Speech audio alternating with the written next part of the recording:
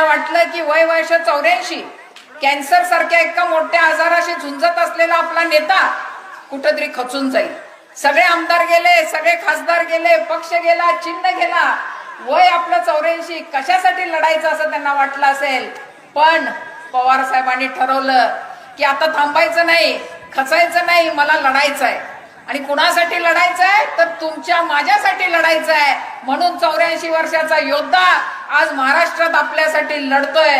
आणि आम्ही सगळ्यांनी ठरवलं की ज्या स्वर्गीय कुपेकर साहेबांचं नाव आपण सर्वजण घेता, 1963 सालापासून ते शेवटचा श्वास 2012 मध्ये त्यांनी घेतला, त्या शेवटच्या श्वासापर्यंत त्यांनी पवार साहेबांची साथ सोडली नव्हती. आणि म्हणून आपण सगळ्यांनी ठरवलं की आदरणीय पवार साहेबांच्या बरोबर या लढाईत आपण उतरायचं. आणि म्हणून या लोकसभेच्या निवडणुकीपासून आपण सर्वजण पवार साहेबांच्या खांद्याला खांदा लावून काम करत आहोत.